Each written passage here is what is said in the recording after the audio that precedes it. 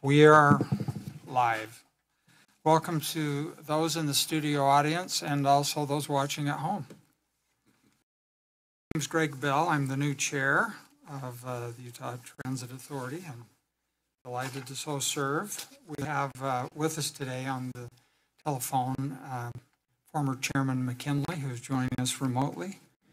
And I think we have more than a quorum. Thank you all for being here. First of all, we'll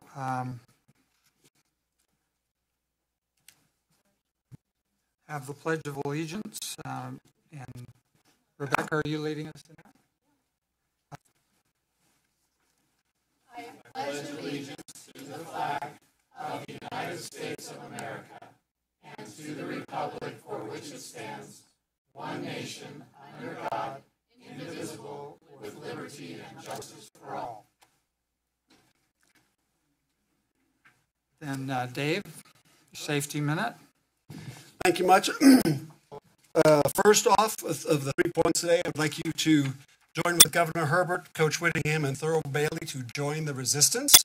This is a recent UDOT advertisement that you've seen on TV and in the radio. And what they're asking you to do is resist using your cell phone while you're driving your car. So that goes along very much with our pay attention, don't be distracted. The cards that you have on your table are part of our safety blitzes we have out all the time that ask people, take your headphones out, don't be distracted, pay attention when you are around the train. So a good tie-in with UDOT on that. And third point I want to bring up just to illustrate the pervasive nature of safety at UTA. The Utah Labor Commission came out with their 2018 safety calendar, and the grand prize winner for the 2018 calendar is Leah Mulstein, who is the daughter of Kent Mulstein, who is one of my safety administrators here at UTA. So her submission was the grand prize winner for the calendar. So safety runs deep throughout UTA, but also deep throughout the families of UTA too. So thank you, sir. Thank you, Dave. Thanks, Rebecca. We acknowledge that Trustee Brent Taylor, Mayor Taylor of North Ogden, who has been a member of this board, has been deployed in his capacity of the Utah National Guard as Major Taylor. I hope many of you have seen the articles on his rather remarkable sacrifice with 7 children and a new baby. His wife is fully supportive, and it's really a beautiful thing what he's doing. So we acknowledge his service and thank him for it. There was to be a replacement, but there's been a technicality about that renomination, so that seat is still vacant. We'll go to our consent calendar and see if we have a motion for the minutes of December 18th, 2017. Move to approve. I have a motion from Trustee DeLay. Second from Trustee Christensen. Discussion, all in favor, aye? Aye. Opposed, nay? Thank you. It's now our general comment period, and so Bob, we'd ask you to conduct that. This is the public hearing on the new money portion of our 2018 bond issue. It's $88.5 million. We don't have any people who've turned in cards to comment in the public hearing today. We did have one on that was emailed to us. And if I could, I'd just read that real quickly. It's from George Chapman. It says, in addition, any bond buys should not go for projects like the big bus garage, not in the plan, but in the budget. The money should go for service increases, especially later night service to from entertainment centers. Instead of using the bond refunding for the early debt retirement fund, use it for service increases. And again, we're just talking about the new money portion, not the refunding. Okay. Is that all the... Those were all the comments I had. Okay. Well, I got out of order here. So that was the general comment period. Let's go back to number 6, the public hearing regarding bonds to be issued. And again, Bob, we asked you to take that. Those were the comments for the bonds. Okay. And did you do general comment? I did not do general Okay, why don't comment. we do That's that? the next item. So you have none? I was hoping you'd close the public hearing on the bonds Oh, okay. so we could go to the next item. All right, I'll close the hearing on the bonds. I didn't formally open it, but I'm going to formally close it and acknowledge Okay. it's formally open. Thank you. Okay, so we need a motion on that. I have a motion and a second, Alex. Thank you. Discussion? All in favor, aye? Aye. Opposed, nay. Motion carries unanimously. Now, Bob. Okay, for general comments, we have Elliot Mott.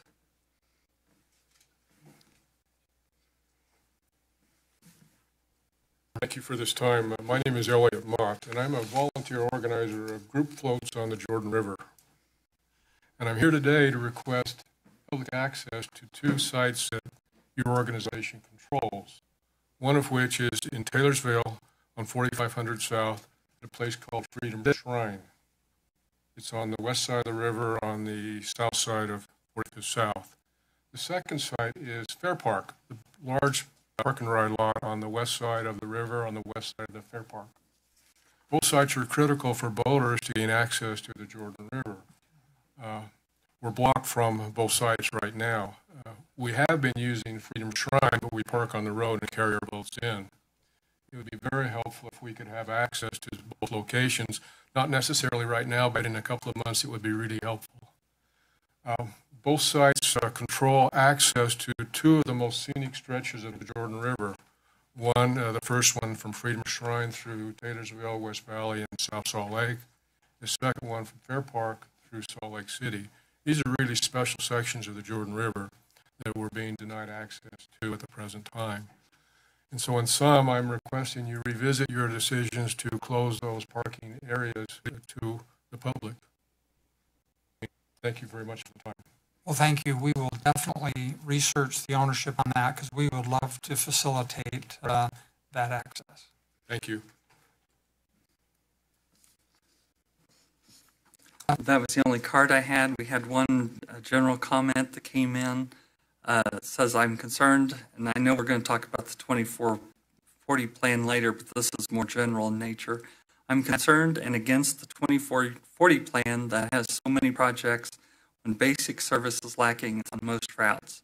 For instance, a high-frequency, high-capacity bus does not make sense on 5600 West, 900 East, State Street, etc., if basic service is lacking.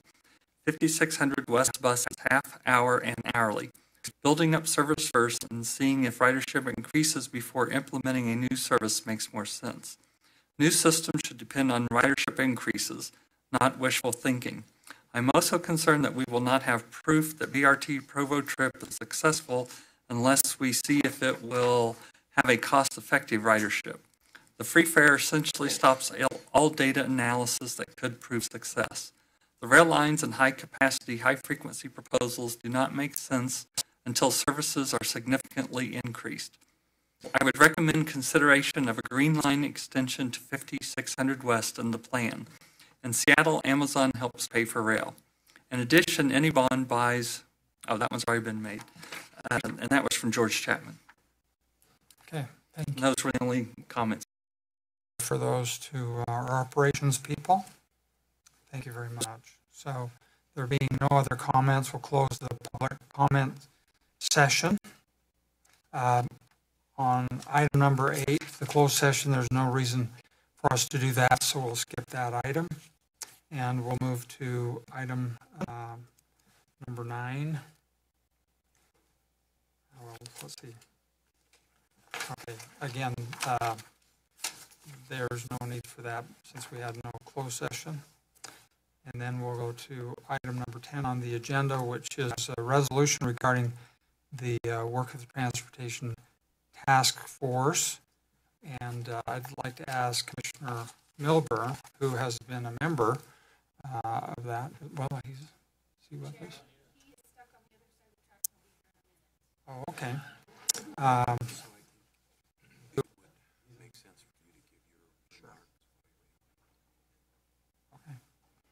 Okay, well, let's move to the next item while we're waiting. I'd like to make some opening comments.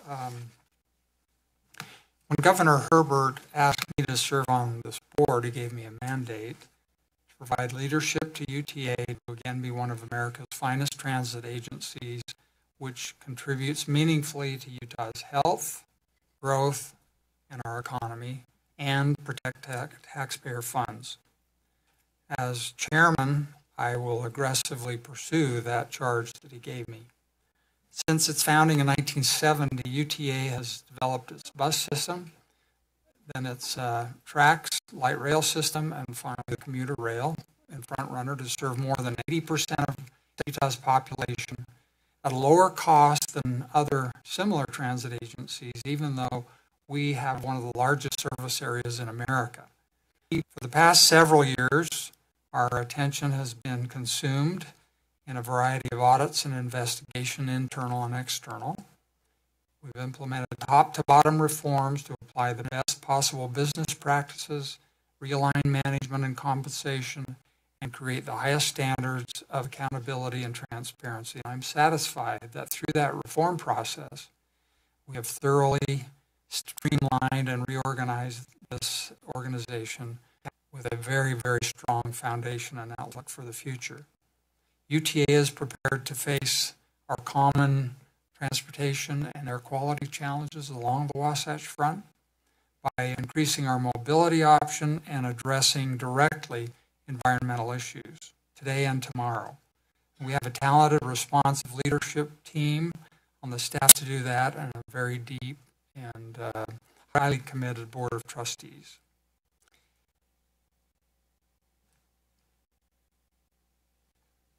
As we think about our growth and not our system growth necessarily, but as the area around us matures and grows, we saw yesterday the approval of the state prison property plan, incredibly aggressive, and they picked the high growth alternative, and we've seen what's happened in Saratoga and Eagle Mountain and Harriman and Bluffdale and Draper, Lehigh especially, and it's a great opportunity to paint on this somewhat empty canvas. And so we can create what we need to create, but clearly UTA is going to be a major part of that. That's just got to be. And so we want to provide the vision and leadership and partnership with the cities and towns and residents and businesses of that area, present and future. Now, this is not just about getting people out of cars, but it's also providing the most convenient, clean, safe, reliable public transit anywhere. As the governor has directed, it will require a new standard of leadership and enhanced vision. So we have to focus our attention now on the here and now and the future and move from the past, and we can't allow ourselves to be sidetracked by issues that have already been resolved. In terms of how we create that vision, we have to be aware of our local community partners. They, the municipalities and the counties, are our partners in terms of designing and land use surrounding our facilities, which one brings the other, and our counties have to facilitate raising the taxes that support what we do. So they're a very, very important constituent of our planning. Air quality is on everybody's mind, and it's a common issue each of us has to deal with and think about. And we need to take more cars off the road. We can be a huge asset for that. We also need to operate efficiently, and we can find more efficiencies as we draw upon the expertise within the agency and the good ideas of our board.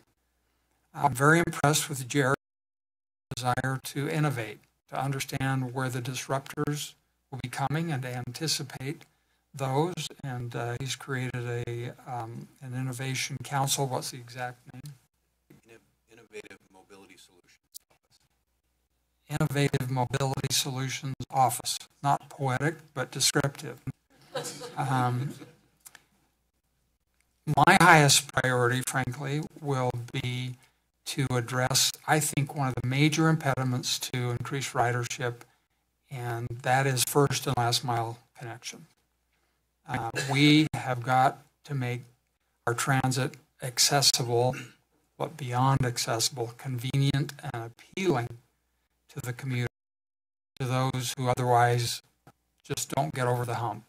Now, high gas prices and other things maybe force people in, but we want to make this a real alternative irrespective of gas prices. And we also need to certainly make the connection with air quality in the individual mind, that I am making a contribution and I personally have a responsibility here for the benefit of this area, for the benefit of our culture, our economy, and our health.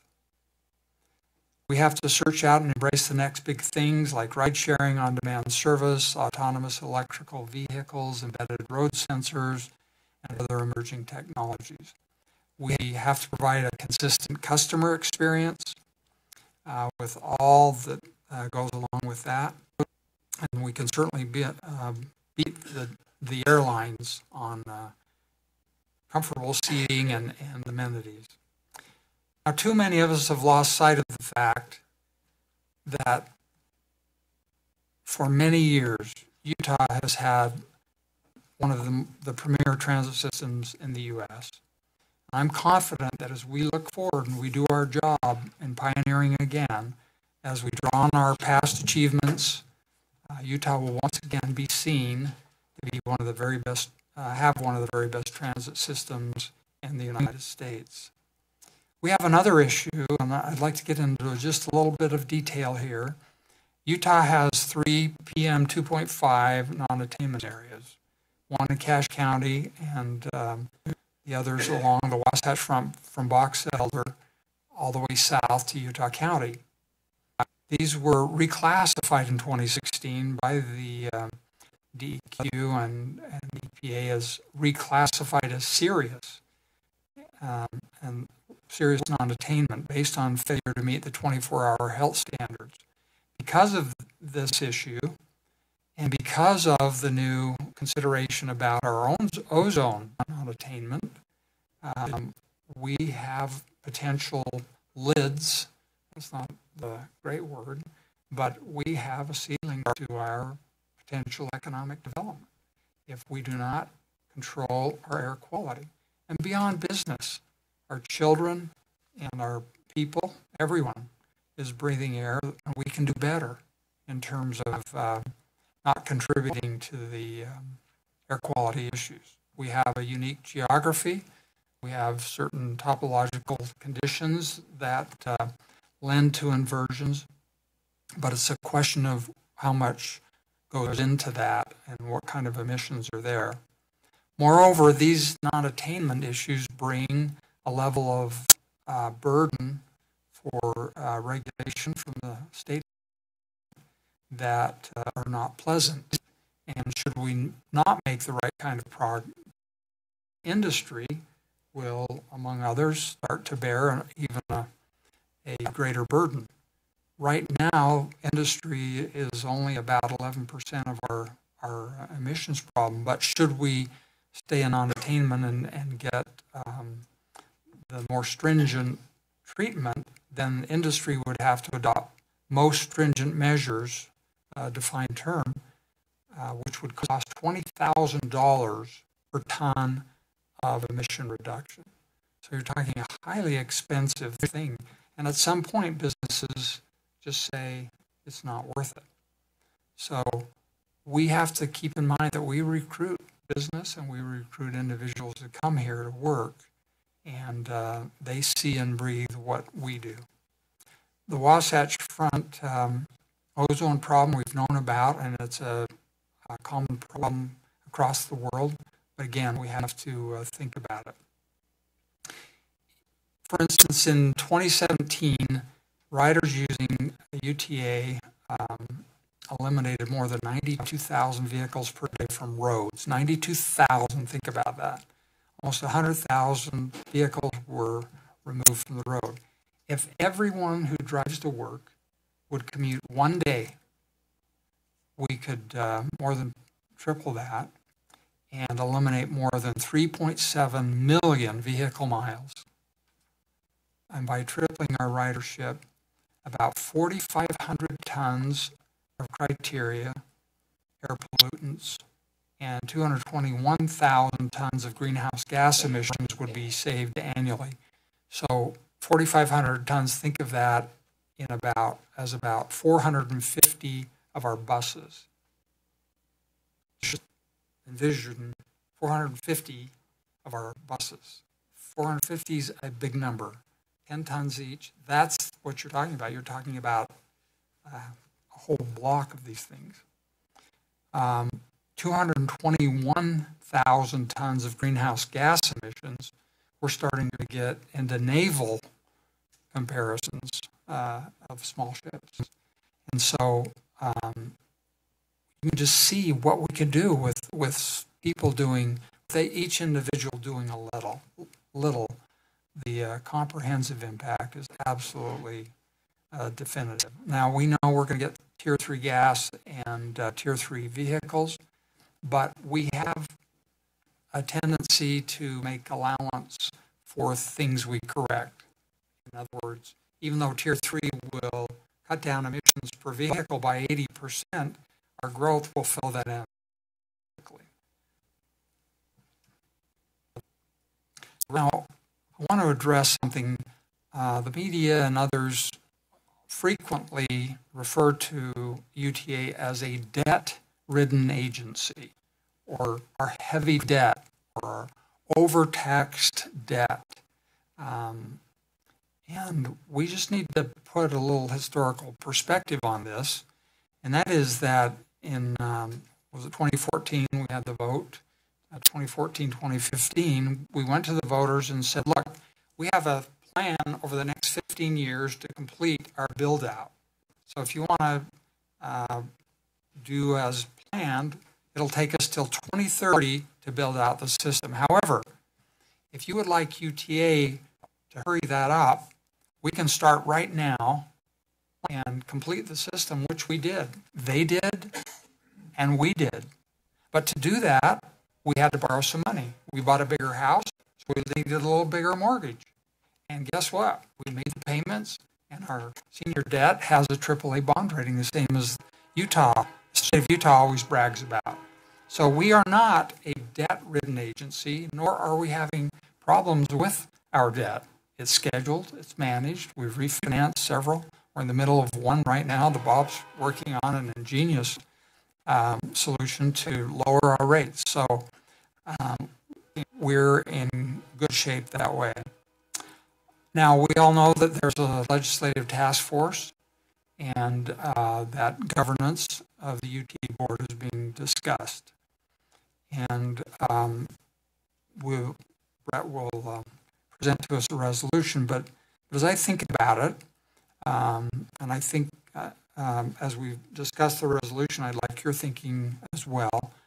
But for my part, we support planning of transportation facilities in the state with a multimodal context. We want to just not look, oh, we need a road here or we need a train here.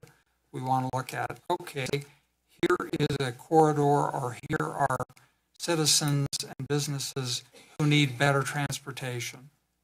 What form of roads, bikes, active transportation, trails, ridership on buses or trains are going to solve those transportation needs? And we can do this. We are able to do this. We have a tremendous relationship with UTA, and we also realize that our health is suffering by sitting in cars. And I think the statistic at the mayor's conference yesterday was that those who ride transit have a significant health advantage, get 30% more steps. And I think they even said that you have 5 to 7 pounds less on average if you're a frequent transit rider. We asked the legislature to, and the bill as it's come out, apparently will re-examine transit and highway funding and consider allowing transit funding to come from the Transportation Investment Fund. And there's also an initiative to accelerate the county option sales tax. So every county in our district has a 1% sales tax. We support a strong, engaged board of trustees. And I think if we had fewer numbers, I think maybe we would be more efficient.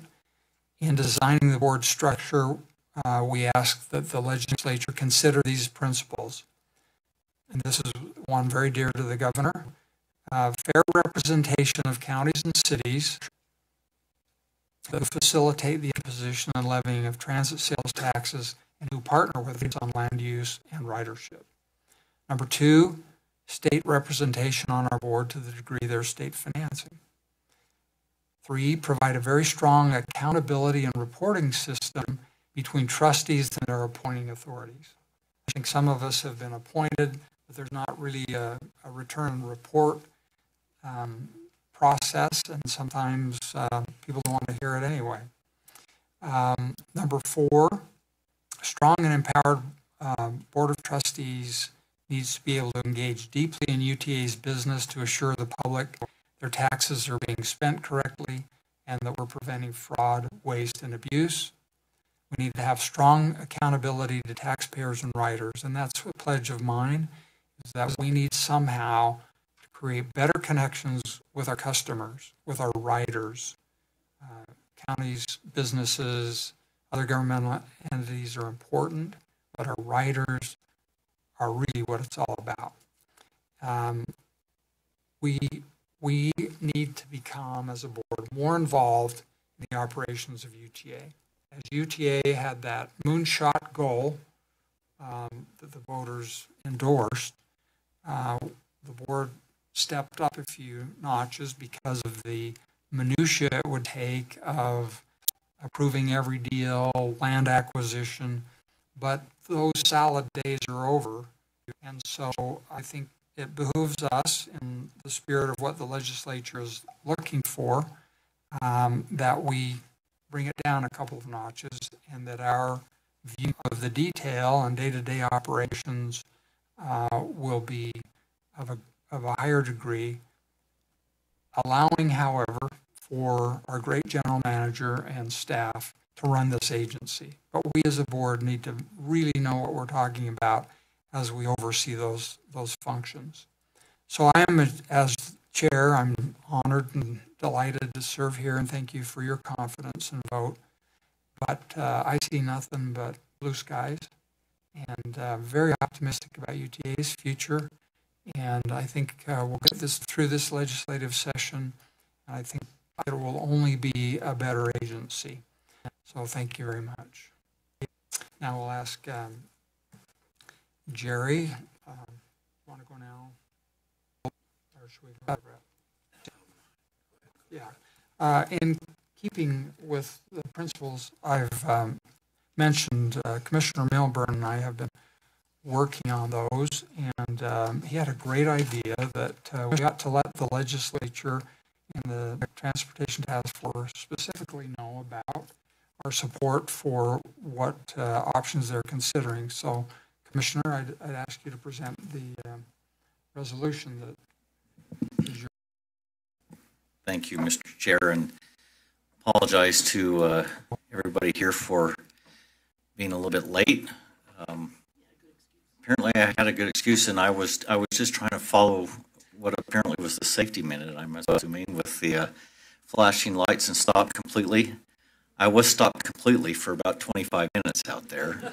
Wow. And please give me a little bit of a pass in the sense that I parked on the street, and I did look both ways multiple times, but I did cross with the light still flashing, so sorry. Strike the last from the record. Yeah. That's off the wrist, just, but anyway, we're here, and Mr. Chair, I think you laid the groundwork and the really articulated the impetus of the resolution here, and as it's been a privilege and an honor for me to represent UTA on the task force through this past year in the interim period, and our last meeting is scheduled for tomorrow morning at 7 a.m. If any would like to come join and be part of that, we welcome you. But it occurred to me that it might be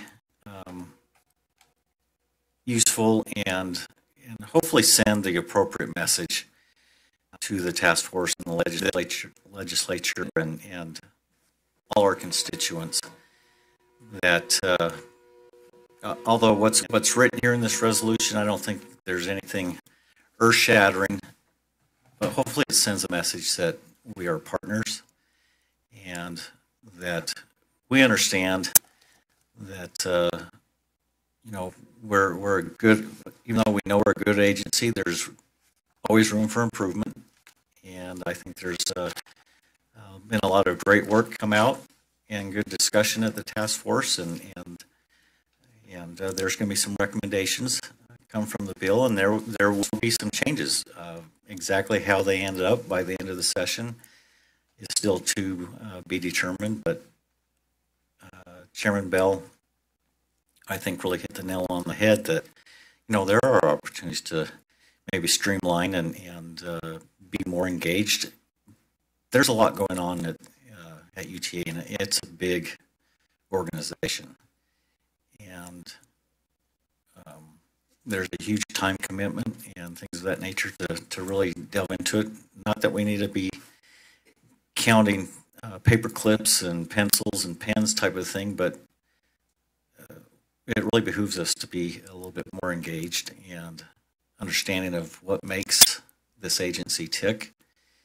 And with what's been laid on the table and discussed through the task force, with the potential opening the TIF and things of that nature, we need to be more engaged. And this resolution speaks to that, says thank you for the opportunity to be part of the discussion, and we're partners in going forward, and that we have the same goal in mind as far as being the best agency for the citizens of the state of Utah and those that outside of the state that come and utilize the system, because we realize that all taxpayers contribute and have ownership in the system that we have built and continue to improve upon. So, and then of course, then just highlights towards the end, if you had an opportunity to read it, is the key principles that Chairman Bell outlined. So that was the thought process behind this, and open for comments and feedback if anybody has anything.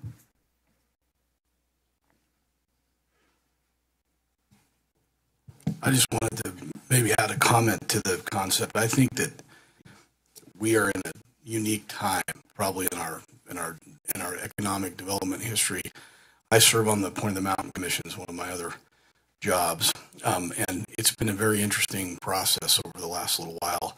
As Envision Utah has studied and mapped out what growth really looks like for us in Salt Lake County and in Utah County and in Davis County and in Weber County and in Summit County.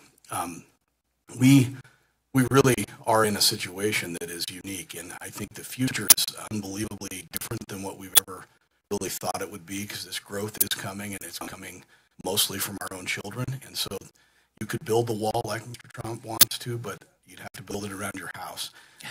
To look at what we're doing, and I'm excited about the way that we start to collaborate. And I think this opportunity with the legislature, the governor's office, to have an opportunity to look at it holistically, because to some degree, this has been a fine agency all its years, but to some degree it's been siloed as its own little way of doing things. The future is not siloed UTA. The future is integrated transportation. If you looked at the Point of the Mountain's most recent Phase 2 report, the items that were selected, and this was grassroots. They had thousands and thousands of individual citizens make input, and I chaired one of the committees, and we met with lots and lots of folks. and the overwhelming pick was the D&E version, or the higher density version. And that is, UTA is going to be what makes that happen.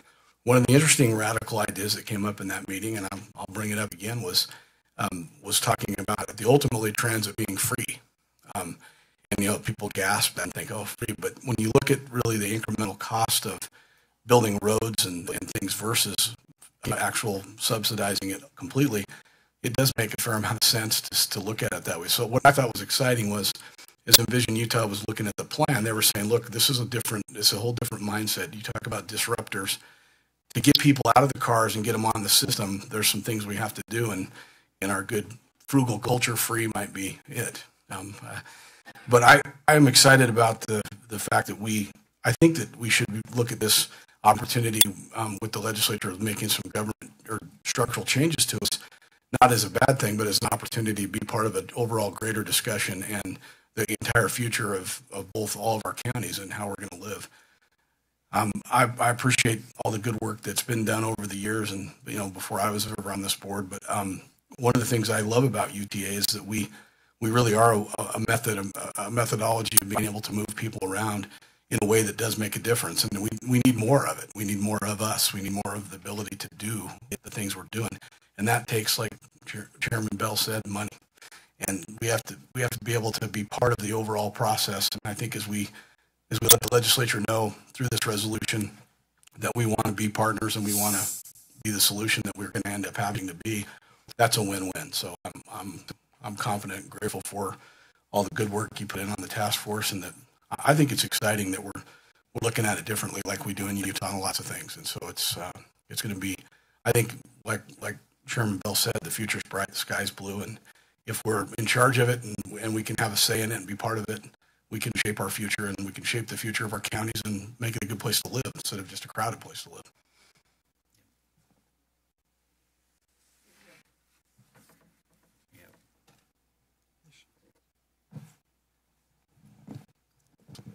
It occurs to me that there is so much that needs to be done in order to make our state what it needs to be for our children and our grandchildren and our great-grandchildren.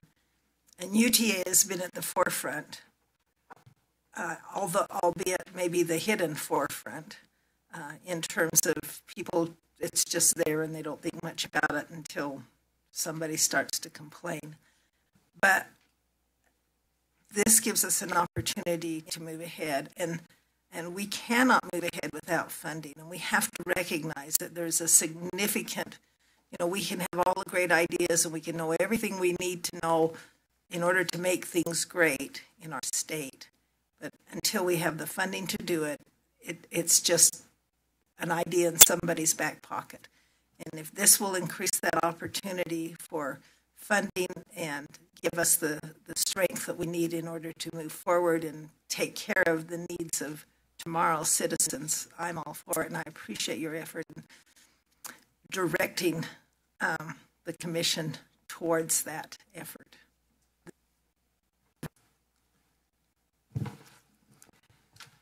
I appreciate the exciting game-changing of what the Point of the Mountain Commission is proposing for our state. That is truly exciting, and I represent Utah County here on this board, and a lot of that project will happen and synergize Utah County. Utah County's growth is going to be 1.6 million, and so for me, I'm very interested in a structure and a partnership of UTA that helps Utah County manage through its incredible growth cycle as well, and that we continue to serve our other areas of the state and serve that economic vitality, because in the end, it's our children's jobs, it's our families, it's our opportunity, it's the vitality of the state, and we play a significant role in that. And so I appreciate the work of the commission, and I appreciate this resolution. Thank you. Okay, Bob, why don't we take public comment? I don't have any cards, so maybe if there are others who want to comment on the resolution, this would be the time. Thank you. There being none, I will bring it for a motion. Mr. Chair, just as a quick summation, once again, thank you for the opportunity to serve in that capacity. And I too am very excited about the direction that transportation as a whole and the discussion that's happening at the state level is the direction it's going, and the understanding and the enlightenment that's happening that transit plays a vital role in addressing the growth that we have facing us. And once again, I think this resolution hopefully sends that message that we're here to walk arm in arm with all the partners in making Utah the best it can be. And I would move approval of Resolution 2018-104, resolution regarding the work of the Transportation Task Force. Thank you. I have a motion and a second. Is there discussion? Well, let's thank Trustee Milburn for your service on this task force. It's been long, it's been difficult. It's given us the hives a few times, and we still have some white water ahead of us. But I'm persuaded that the predominant feeling on the Hill is not to punish us, not to punish UTA, but to depoliticize what has become unfortunately political, and B, to break the trail so that we can move from this current phase and really get busy doing again what we do best. And we have some very exciting developments. And I want staff to know that in all of this, I have not heard criticism of staff. I've only heard the strongest support and admiration for Jerry and for the staff. And that's my feeling, and I think it's the entire board's feeling, that we're extremely supportive of staff and grateful for their efforts. So with... I just wanted to add, when I was appointed, I might be considered a communist or a socialist for also wanting free transportation for all and public transportation. Wouldn't it be amazing if Utah was known for that?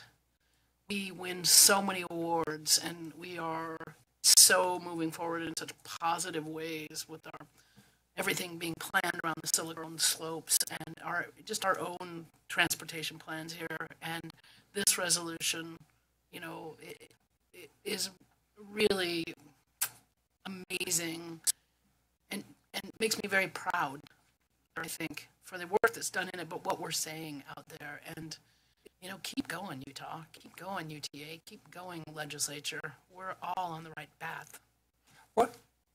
How many in the last year or two under construction, just come online, planned dwelling units in the greater downtown CBD? Thousands. I mean, it's got to be exceeding 5,000. Yeah, easily. Rental units.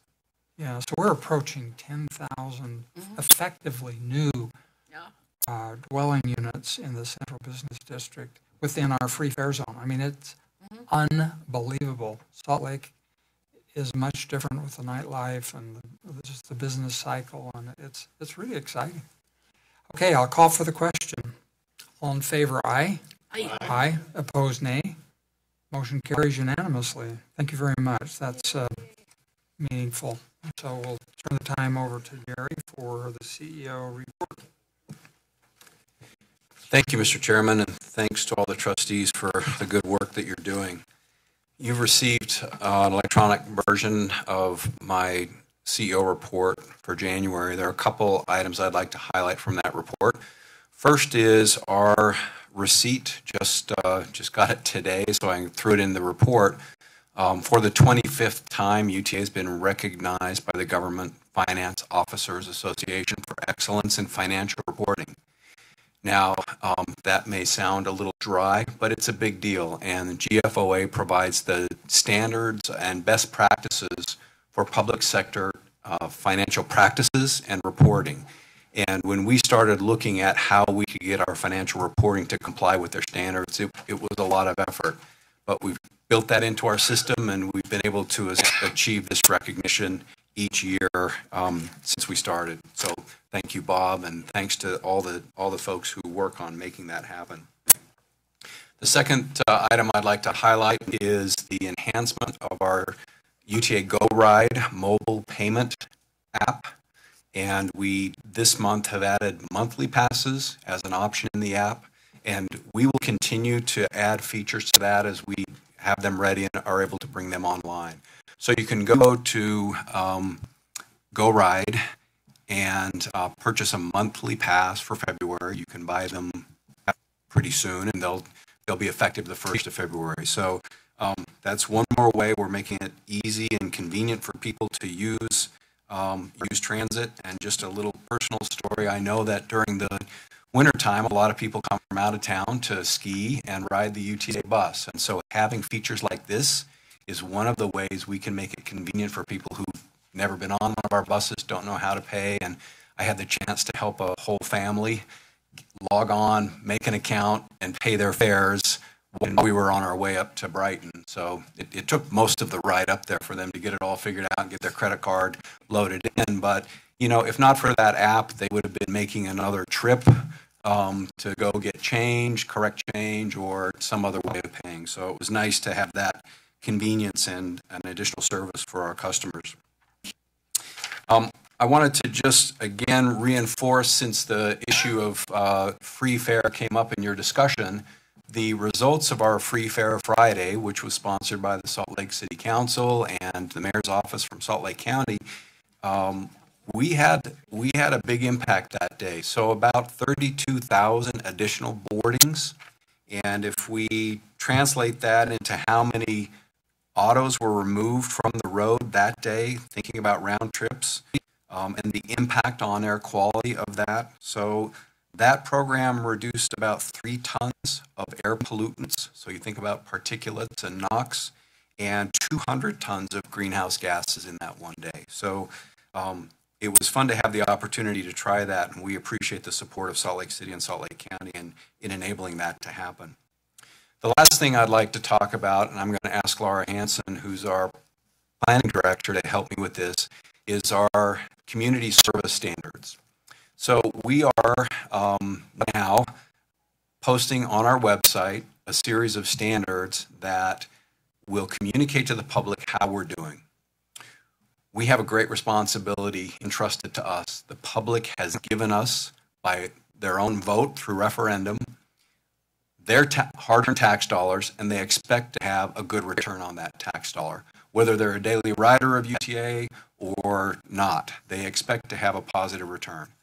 So some of the things that we know the public is concerned about, and we really appreciate the effort of the Board of Trustees to help refine this, they're concerned about whether we're doing a good job, whether we're being good stewards of the money and we're being efficient, whether we're responsive to our customers and to the public, whether we're safe, and whether we're taking care of the environment. Those are some of the things that we know the public cares about.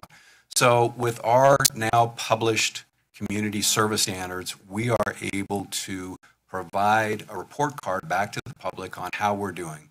We're going to update these quarterly, and I appreciate all the work that's gone into this. There's a lot of effort to kind of get the metrics right, and then a lot of effort to create a really easy to access and easy to use public interface. And so Laura, if you'd like to come up now and kind of walk us through, just give us a mini preview of what this looks like. And I invite all of you to go to the UTA website. This is live now. You can start using it as we speak. Thank you so much. Rebecca, is there a way to zoom in a little bit on the screen? Zoom out or zoom in? Or actually, well, I think zooming in a little, or maybe it's out a little bit. So Control dash. You may or may not be able to do it. One of the kinks that we're working out is each different computer has different screen resolutions, and it's changing the formatting just a little bit. So we'll work those kinks out. Thank you, Jerry, for that introduction, and all of you members of the Board of Trustees. We're very excited to present this tool to you and to our broader community of stakeholders today. As Jerry mentioned, we hear often from our customers that they want to know that their tax dollars are making a difference, that UTA is making a contribution to the community, and that the agency is being responsible with the resources to us. You can think of these community standards as our commitment to the customer or a pledge. We work very hard to put the right service in the right place.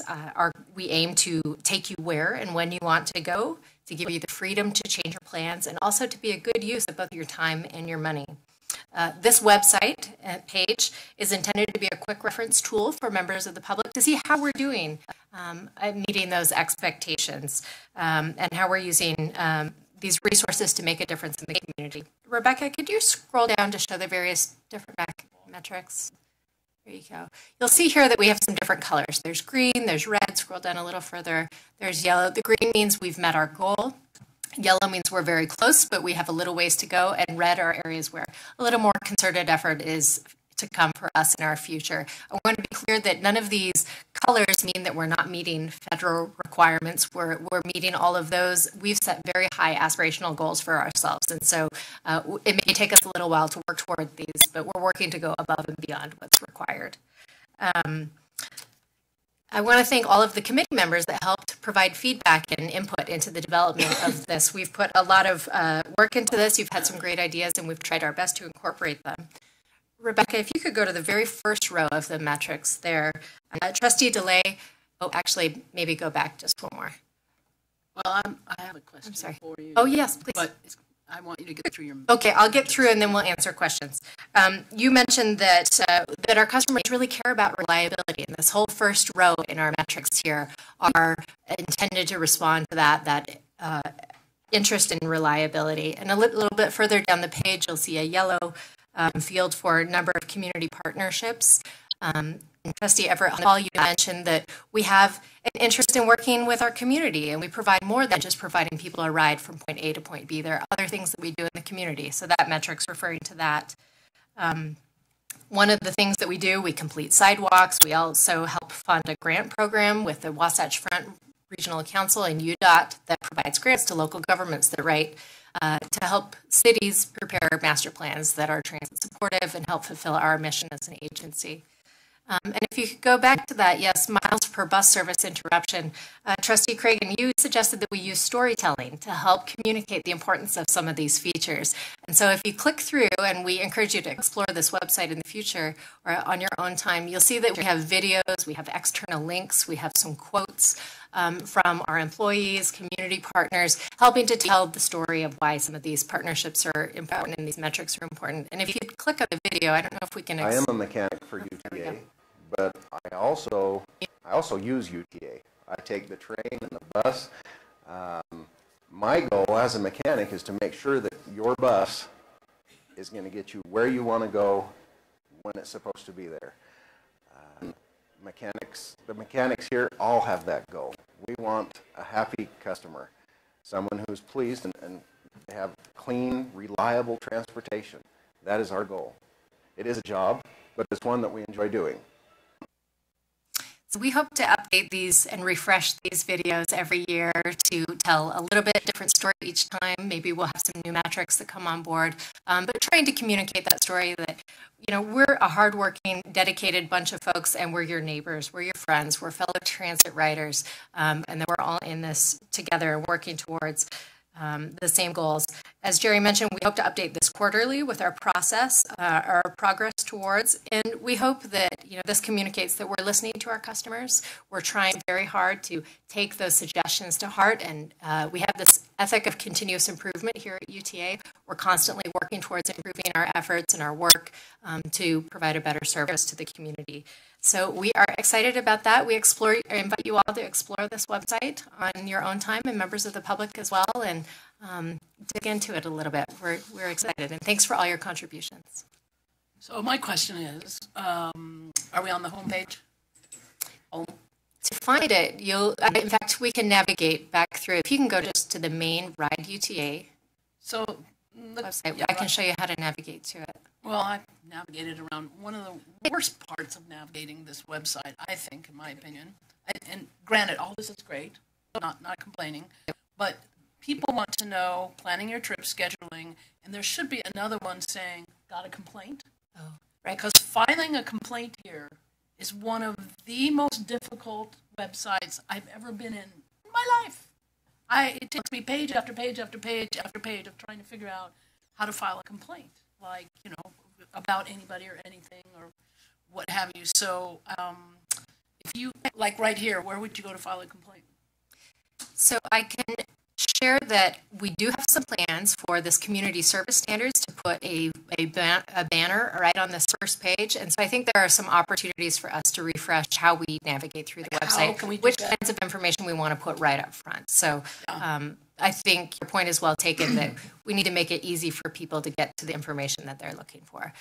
We have a great web design team, a great communications team here, and I know that they listen to all of those feedback and try to make sure that this website accomplishes its goals. So we'll take that comment to heart and do what we can do with it. Thank you. Yeah, thank you. Could I make a comment? As a numbers guy, if you scroll down to the data section, I thought that was terrific. I thought it told a great story. But what I think might, if you could put in maybe additional data points that would say national average or something like that, because we do have goals that exceed federal standards, or maybe some of them might be federal standard. Would be another data point that you could put there, so it would tell maybe just one more line to tell maybe a little better story. Because it left me wondering, well, okay, we're not meeting our goal, but how are we doing compared to the rest of the country? How are we doing compared to any other federal standards that there might be? So great. As we have opportunities to refresh this and update it throughout the year, that's something we can keep in mind. So thank you. I appreciate all your feedback.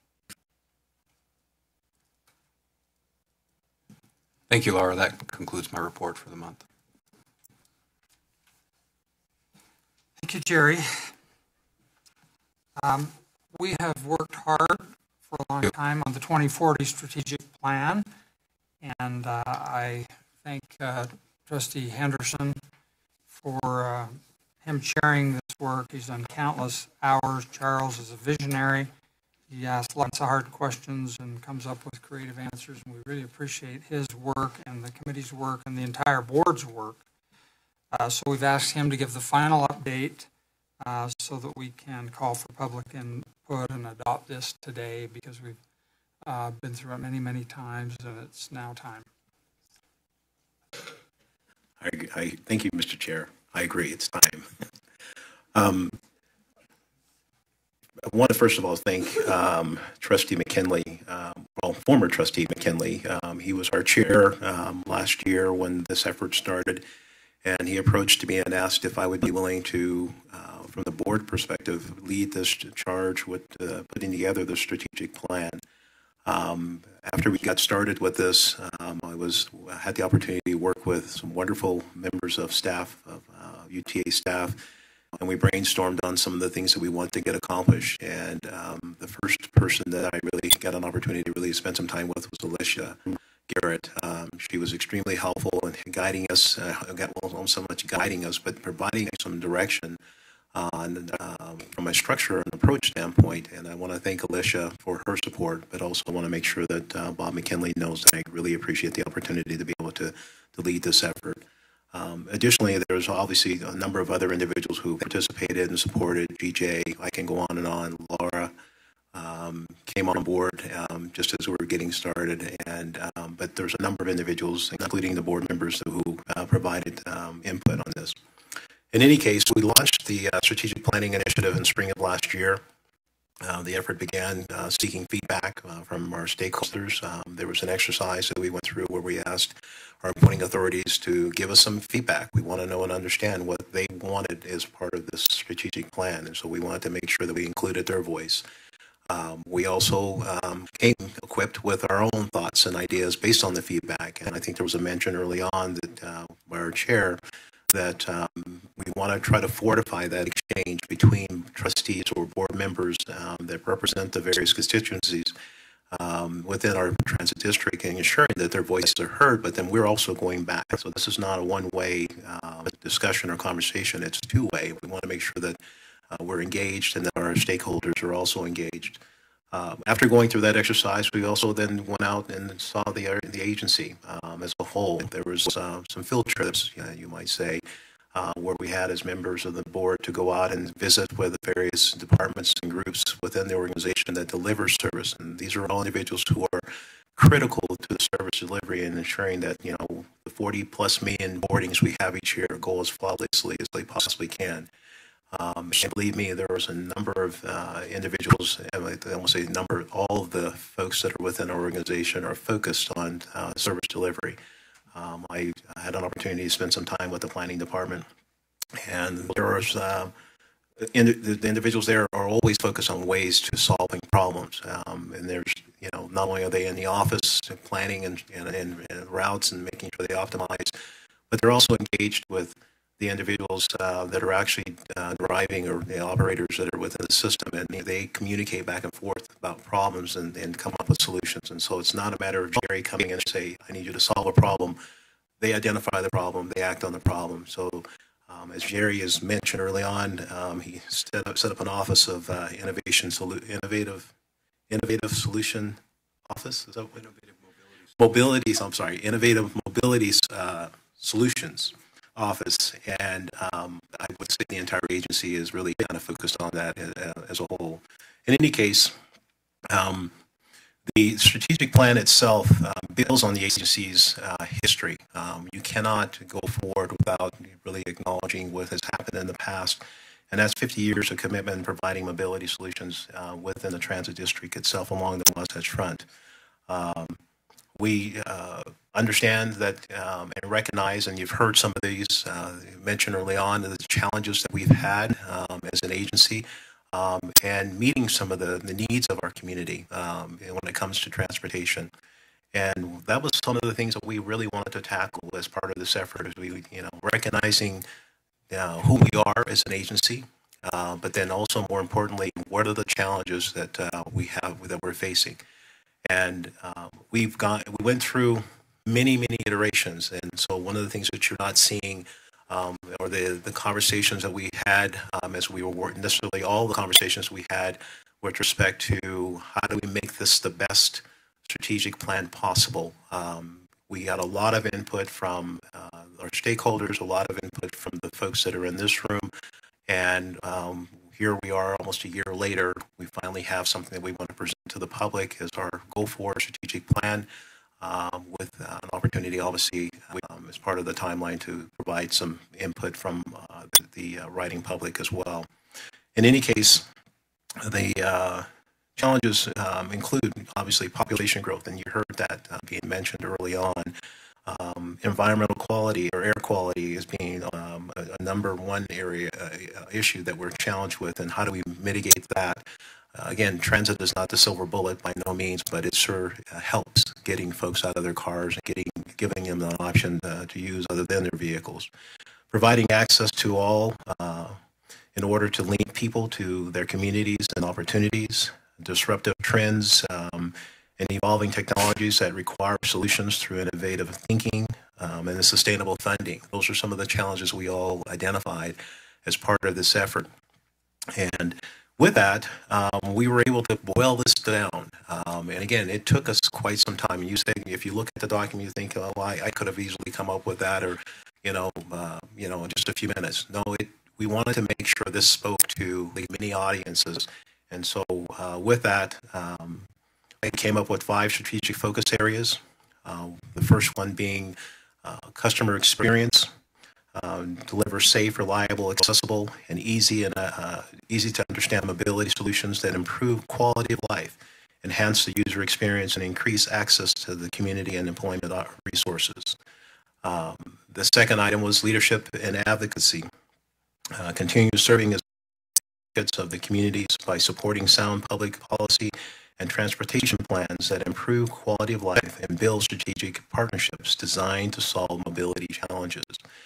You heard early on the discussion, Trustee Walker mentioned the group that he was involved with when it came to talking about integrated mobility and looking at integrated solutions. Again, transit's not the silver bullet, but we are part of the plan to address some of the growth that we're experiencing along the Wasatch Front and the challenges that we will face as a result of that.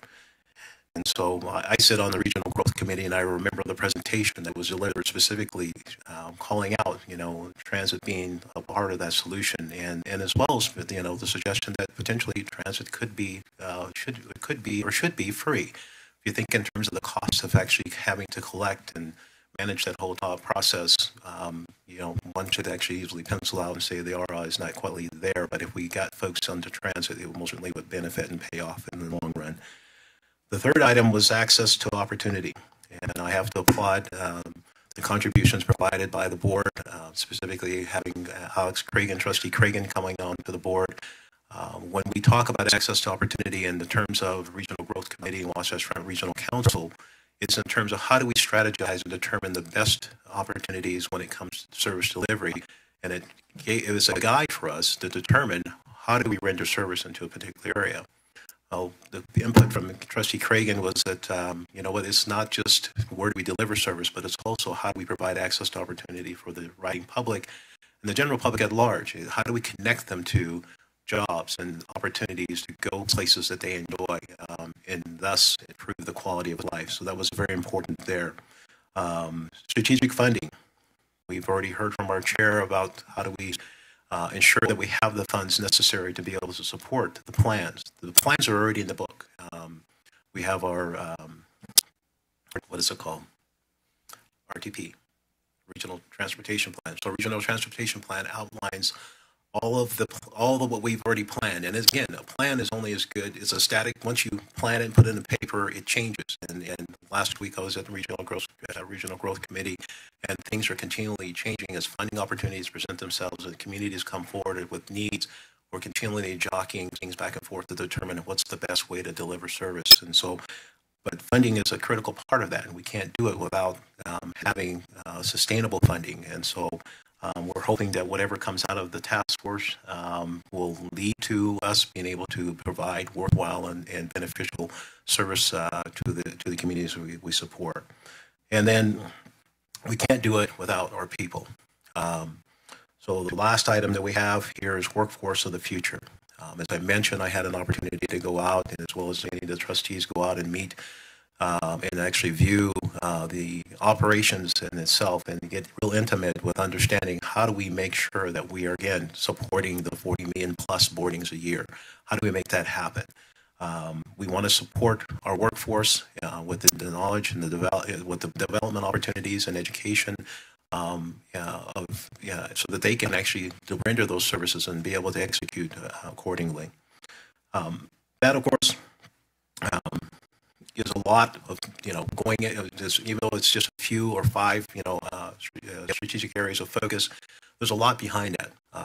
We have gone through many, many iterations of this to make sure that we got the wording just right, so that what we present to the public encapsulates a lot of what we're trying to get accomplished. What you envision as the public, as the board, as our stakeholders, as well as the employees, to ensure that we capture as much of that as we possibly can. You have in front of you on the screen, and I'll just share with you, this is the document. And I remember, GJ, where is he at? Okay. We started out with something a little bit different, right? And we went through this, many, again, as I said, many iterations. We ended up with this document as it looks now. And I'm thinking that even with this document coming out, as we get public input, it likely will change. But if you look inside, as we pull this out, there is some images there that right in the center that actually have just about every mode that you can think of currently that we're aware of and captured there. And it doesn't mean that this is what Salt Lake City will look like, by no means. But we've recognized the fact that we provide services and there are other service providers out there. And what we wanted to do is make sure that we complement each other. The agency has been working with and has had discussions with some of the ride-hailing organizations that are out there. We continue to educate ourselves on the innovation that's out there.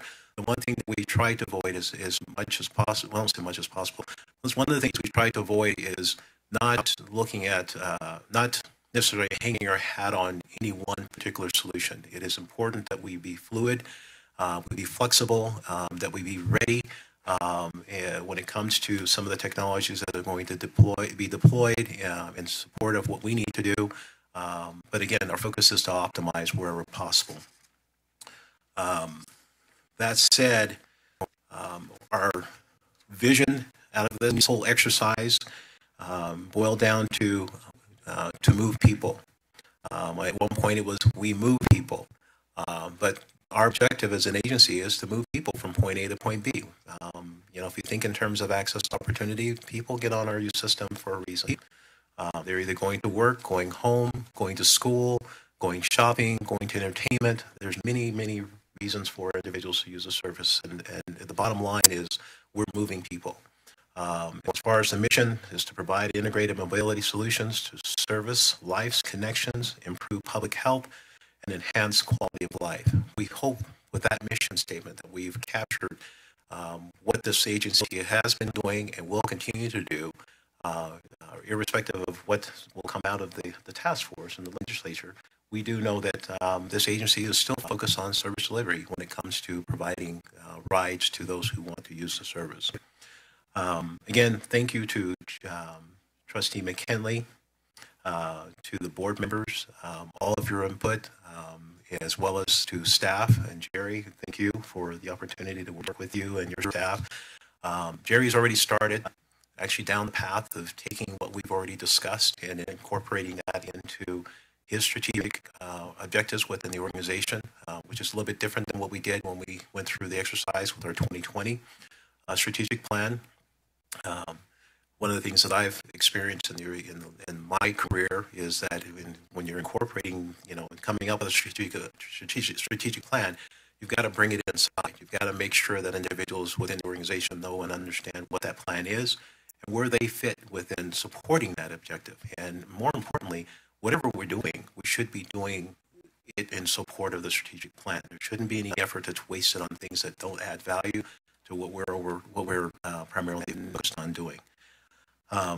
That said, thanks to my committee, Cord Ashton, had an opportunity to have lunch with him, and Kenesha Christensen, appreciate her, Brent Milburn, and again, all of you and your support and your input on this plan. That said, we have a resolution in front of us, and the resolution is R2018-0101. It's a 2040 strategic plan. It's up for adoption, and I'd like to make the motion that we adopt this strategic plan as it has been outlined.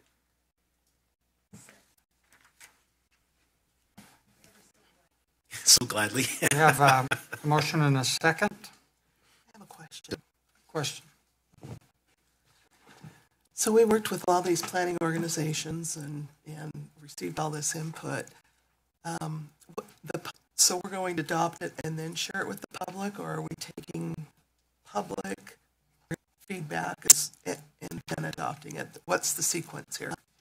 As far as unless something has changed, and I'm looking for, where's it at? Oh, there. Okay. Nothing has. I don't think anything has changed. But we adopt it. We then provide it as part of to the public, allow public to then provide input on this plan, and then whatever suggestions or recommendations they have, if there needs to be changes, then we'll make changes. Contrary to the public comment that was made earlier, if you read this document, there aren't any specific projects in it. We wanted to keep it as high level as possible. And again, the nature of a strategic plan is just so, is that it is giving direction to the agency. Again, we want to be fluid, flexible to be able to meet the needs, but if we were to hang our hat on these specific projects, it would probably not necessarily capture all that we need to do as an agency. So perhaps as we present that to the public, then we say this is the thinking of the board and the high strategy. We welcome your input and ideas as we, but to keep it on that high level. Absolutely. It's not meant to be project specific, Right. but Right. more vision. Right. Okay, I'm comfortable with that. I was just worried that the public may feel like we adopted something and then we were asking for their input. And I just, I just want to be sensitive that they feel like they have an opportunity to review and comment. Okay. Yeah, point well taken. And I apologize, I didn't make that clear in my initial comments. We are adopting as a board based on the input that we received up to date. And that's the feedback we received from stakeholders, the conversations we've had with the other planning organizations. We do have an opportunity to go, we are going forward to the public because, again, this is your system as the public, for those who use the system, those who pay into the system. We want to make sure that your thoughts are captured as well as part of this effort. So adopting it doesn't mean that this is an end all by no means. That would be nice to be on our homepage. Our 2040 strategic plan. What are your comments? Right on the homepage. Not buried 12 pages over here.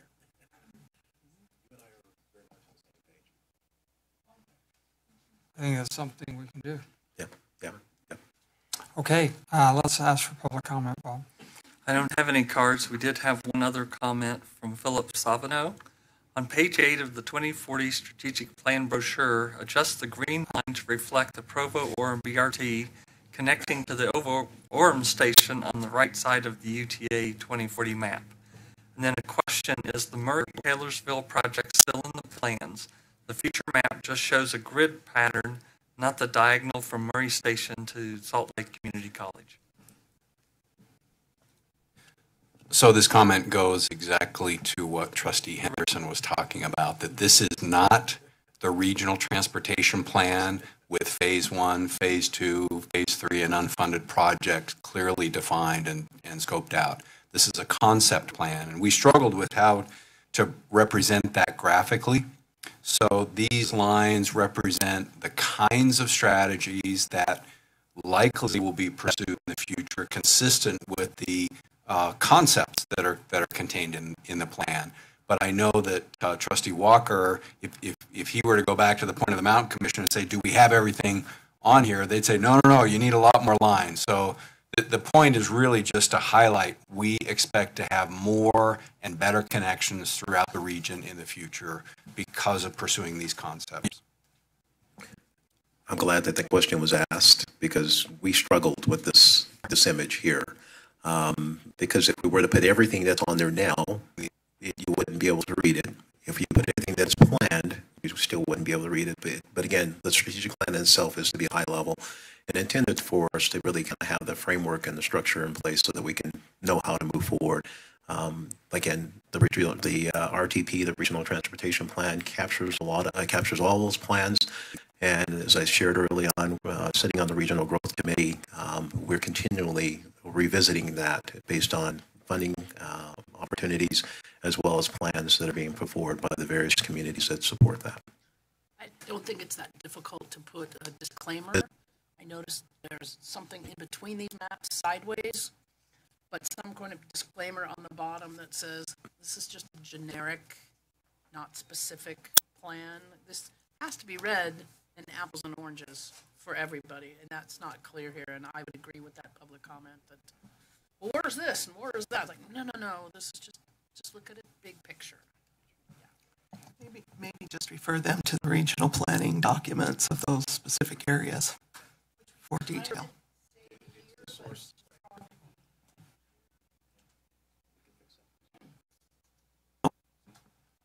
Good example. We're still changing, adding to the document. Okay. I call for the question. So we'll bring it back first. Any discussion on this proposal? I don't know that we've had a motion. Yeah, we did. Charles, got it. Okay. Questions been called for, but is there any discussion? All in favor, aye. Aye. Opposed, nay. Bob, I don't know if you're still with us, but you ought to vote on this. We got to record that. I'm still here and I vote aye. And thanks for your work on this and patience. Okay. Yeah, he has. Well, thank you. So the next item is to discuss committees, and we've been hard at work. Given what the legislature is doing, I don't know the tenure. I don't know our tenure, let alone the committee's tenure, but I think moving forward, we need to set up some committees because so much work can be done there. So I've asked, well, first of all, and Ed, I don't know, do they have a handout of all the packet? So yeah, if you go to the packet and look at the functions of each committee, that's important that you have that in front of you. So, so finance and audit will supervise finance, budget, major financial transactions, TOD, real estate, capital projects, investments, audit, workforce, employee relations. It's a big portfolio. And I've asked Jeff Acerson to head that up. Stakeholder and planning with oversight for community partnerships, governing councils such as Wasatch Front, MAG, UASD, government relations, long-term board strategic plans, capital projects, TOD, and real estate policies to the degree, well, financial plans will be coordinated with the major financial transactions element of finance and audit. So I want to be clear that the primary lead on capital projects, TOD, and real estate is stakeholder and planning committee. And I've asked Trustee Brett Milburn to continue to head that up.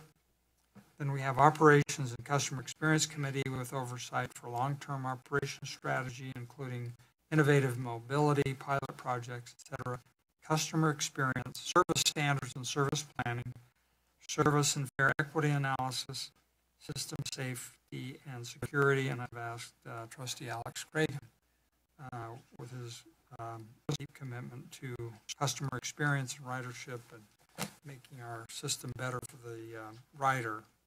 And I've asked him to be that chair, and then the executive committee will be the committee lead on each one of those, and Sherry and myself. I think you need to put Sherry on that. And then the audit committee, I'm sorry, the pension will stay as it is. It's its own committee. In fact, I'll give you a little hint. I forgot to excuse Trustee Chamness, who has the flu. I was kind enough not to come. So express your gratitude to her when you see her. Now, so those are the committee assignments, and then I would like you to look at those and think where you would like to serve. Which of those committees would you like to serve on? And contact me or Annette, but we'd like to get a good distribution. They're very meaty committees. This is going to be hard work, but I think everyone ought to be on one at least. Okay. Yeah, that goes without saying.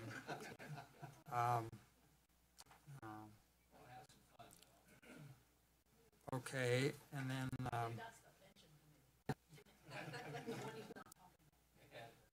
so anything else on the committee things? Does that sound okay? Will all our chairs serve? Right? You told me you would. Okay.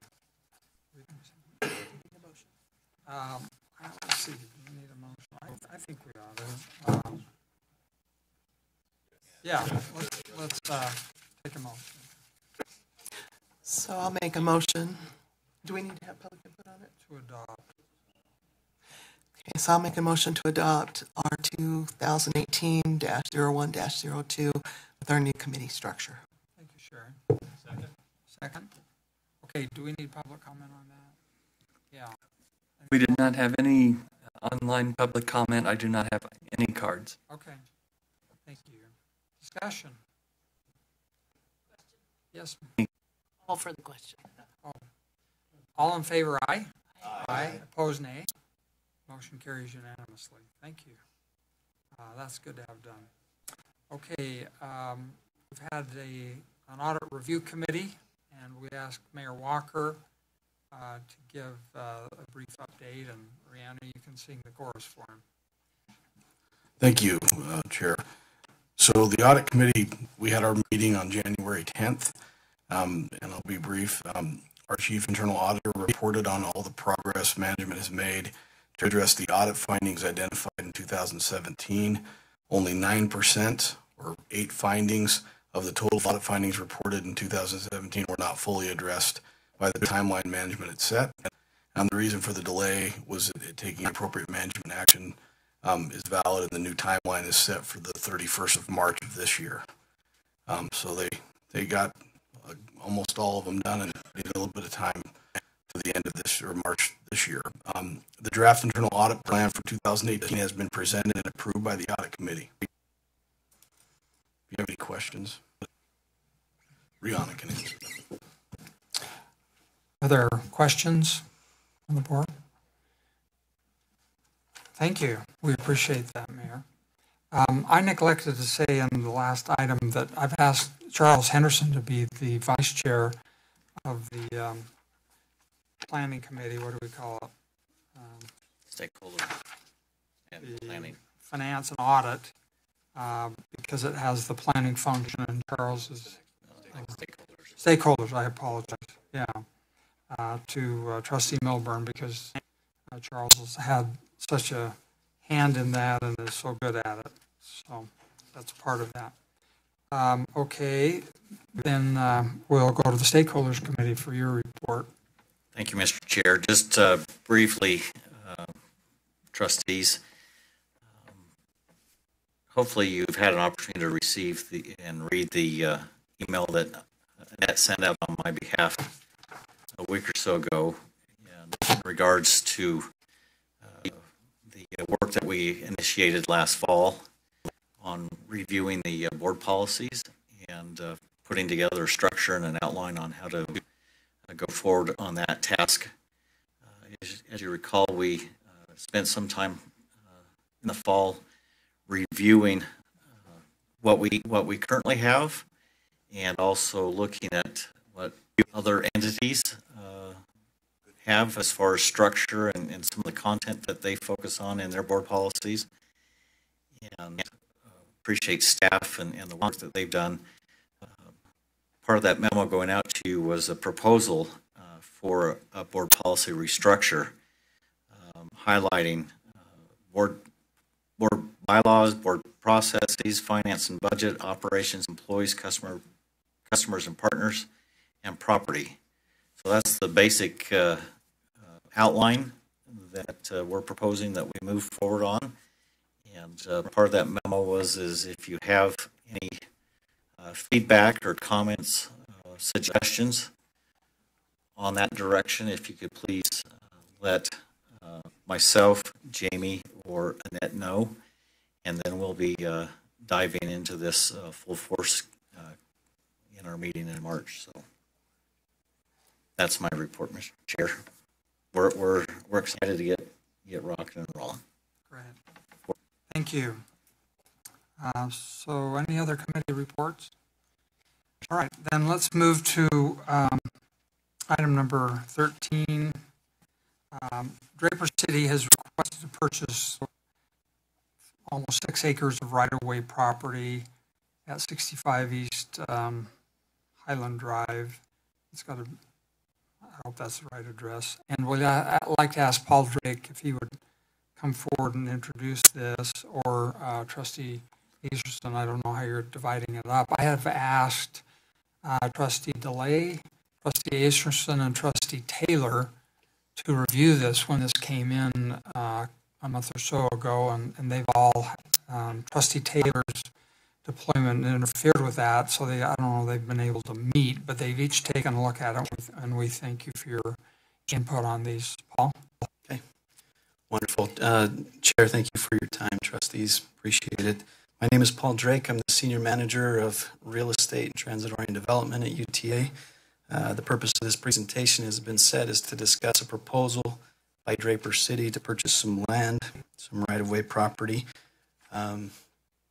One thing that we ought to cover, if there are any conflicts of interest, Chair, do you want to? Yeah, let's do Mr. that Chair? now. Is anybody going to want to recuse themselves on this? Yeah, I need to recuse myself. I work for Cottonwood Title, who is handling the title insurance and closing So functions. noted. Thank you. Cora. And I'm going to recuse myself for some Why? obvious I mean, reasons. what's your connection here? So for the buyer. Got it. All right, thank you. For context, most of the all the information has been sent out to the board in the packet. But just as context, Draper City has proposed to purchase 6 acres of right-of-way property. UTA acquired the property some time ago from Union Pacific Railroad as part of our larger corridor acquisition. The property included, it was land grant property, so it included some restrictions related to that. What that means is that there are reversionary rights on the property. It was deeded to the railroad from the federal government. And if it is ever used for anything other than right-of-way corridor, then it can be reverted back to the original landowners. So the owners back in Brigham Young's time. So for all intents and purposes, this is the only use that can be used for is transportation corridor. The location that we're going to be talking about it has been contemplated as a future track station. It is potential. It hasn't been committed to, but it is contemplated.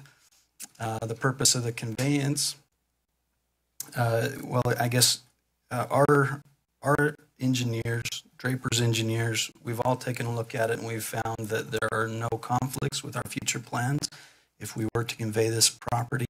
As you'll see, we have 200 feet of right-of-way. They're asking to purchase 100 feet of that, and that would not preclude us from building a station and rail in the future.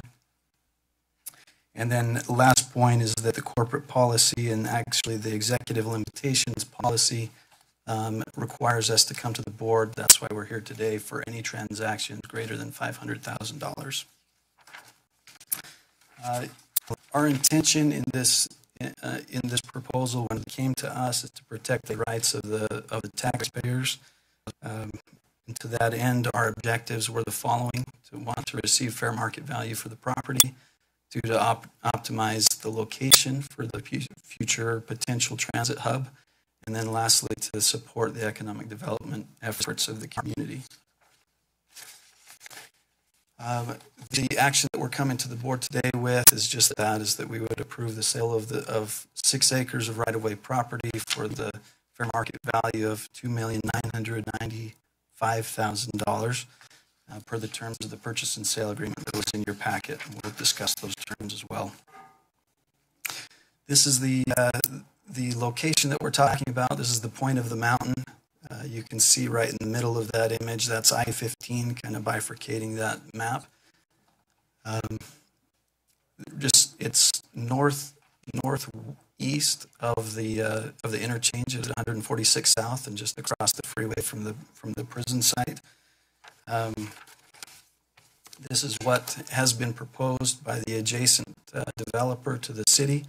The owner there is Staker, who has been excavating this property at the point of the mountain for the last several years. They have partnered with the Gardner company to put together this proposal. As you can see, that red block right there is where UTA had contemplated putting a future station. You can also see that there's a white line that comes from that station all the way up and then to the east. So if it comes to the left and your top left of the image, that is where UTA has coordinated with UDOT would be a potential location to connect an east-west tracks line into the north-south blue line corridor. If that makes sense. Anyway, it makes this site fairly significant if we were to connect to future track stations.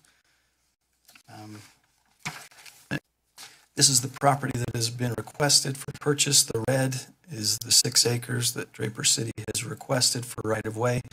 The purple violet color, that is what UTA would retain. Go ahead.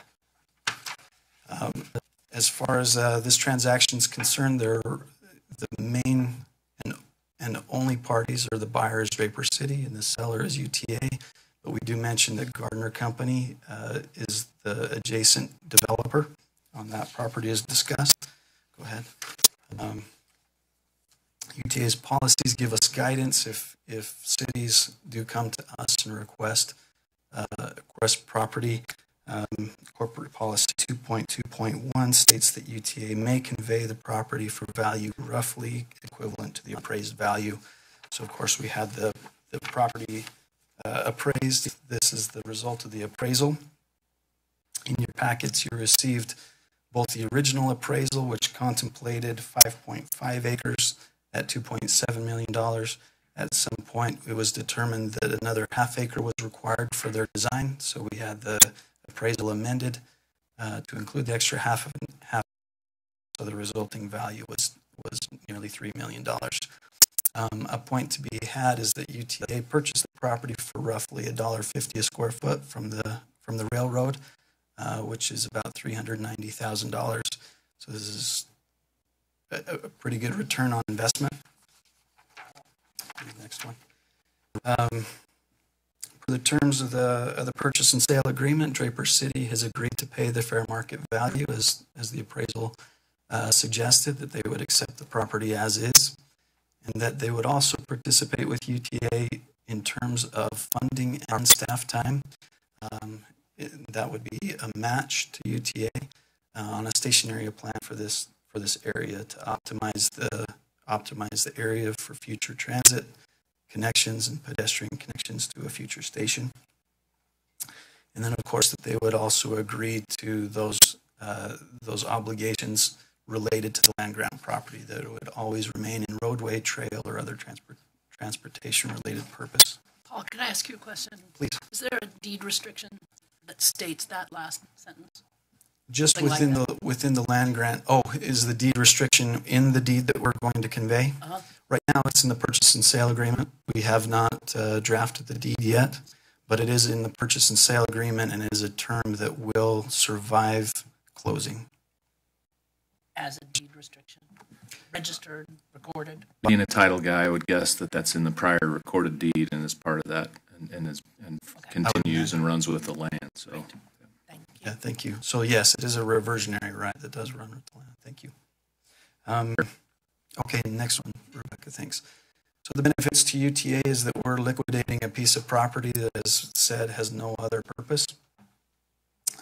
We influence the land use around a potential future station. The developer and the city have been very accommodating in looking at their plans and adjusting them to maximize ridership, maximize densities, maximize connections to our stations and removing obstacles, and then of course to support Draper City's economic development efforts. Again, the action that we're requesting of the board is to approve the sale of the 6 acres to Draper City for the fair market value of $2,995,000 for the terms of the purchase and sale agreement that has been discussed. Is there any other questions that I could answer?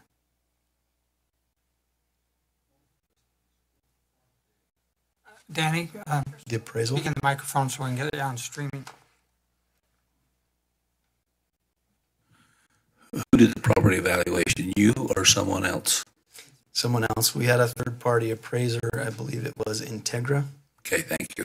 It was also reviewed by third parties as well. Wayne, just quick question, clarification. The use of these 6 acres is it serve as a buffer? Is it provide opportunity for it set aside for trails and things of that nature? Just walk me through that again. What is Draper going to use it for? Yeah, it will be used for a road and a trail.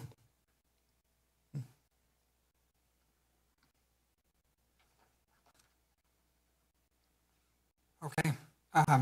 Trustee Asterson, anything you'd like to add? Well, I just appreciate Trustee DeLay participating with me on the committee and the opportunity to meet with staff and go through and review it and ask some of those critical questions. And I'm hopeful that what's been presented here today is clear and direct, and to me is one would look at that, having had some land and seeing the appreciation and the value it is to UTA and how those monies can be used in benefiting UTA and future whatever development or service, whatever we determine that to be. And it benefits Draper City, and it benefits us in the long term, where we can have more opportunities to have mass transit and incorporated within communities. I think it's a valuable asset that, offering it to the city, it increases the asset to UTA as well, and we get money in return. So I'm fully in support of this. Yeah, one of the developers talked to me. He said, "How did this happen?" He said, "It started out, it was going to be, UTA was going to give it because it had no real value. And now we're paying full boat for it." So it's interesting how it came about. Babs, anything you'd like to add? Okay. Paul? Okay. We good? We're good, thank you. So Motion to approve. you're recommending Please. this? Well, let's see. I'll recommend and make the motion as well. So. All right. Well, let's, I'll second it. all right. Let's go open it for hearing first. There were no cards. I did have one online comment from George Chapman. Any money from this sale should be used for bus service increases. That was my comment. Whether it's for growth or service will yet to be determined. Okay. Then let's take a motion. It's a motion to approve 2018-1-03, which is a resolution of the Board of Trustees of Utah Transit Authority approving the sale of 5.975 acres of right-of-way to Draper City. Babs, can I get a second from you? Thank you. Discussion. Questions? All in favor, aye? Aye. Opposed, nay. Motion carries unanimously. We note 2 abstentions from Court Ashton and Troy Walker. Mr. Chair. Stated on the record. I apologize. I may have shouldn't have spoken and clarified the public record comment, but I hope I didn't. I hope I wasn't out of order. You're speaking as an expert, not as a... But you know, I might say, Mr. Chair, in your public sort of organization I've been involved in, when someone recuses themselves, they must leave the room. So I find it odd that we don't have that. Yeah. So that would be true if it were a closed session conversation about the real estate transaction. It's open session. This is being live streamed for any member of the public to view, and I don't believe there's a compromise having the 2 board members present. Planning Commission 8 years. Any planner that had any kind of conflict had to leave the room. I think the least sit in the audience. You know. Yeah, that's a good point. Thank you. Okay.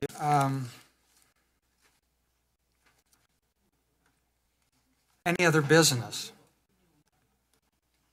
Any other items? Jerry, good? Okay. There being no further business, we'll note our next meeting is March 28th at 1:30. And I'll take a motion to adjourn from Sherry. Okay. All in favor? Aye. Aye. Carries unanimously. We're adjourned. Thank you, everyone. And put, where did I